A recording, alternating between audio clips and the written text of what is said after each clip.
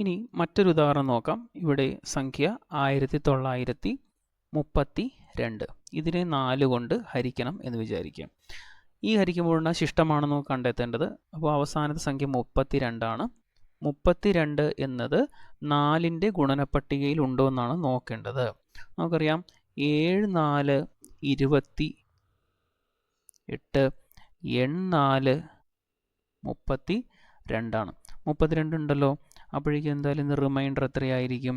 0 ആയിരിക്കും. ഇനി ഇതിൻ്റെ അടുത്ത സംഖ്യ 1935 ആണെന്ന് വിചാരിക്കുക.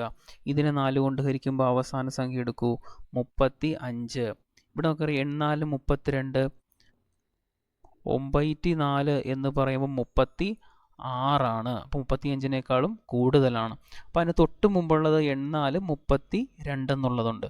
32ൻ്റെ കൂടെ എത്ര കൂട്ടിയാലാണ് 5 കിട്ടുന്നത്? 3 കൂട്ടിയാലാണല്ലേ. അപ്പോൾ റിമൈൻഡർ എത്രയായിരിക്കും? 3 എന്നുള്ളതായിരിക്കും.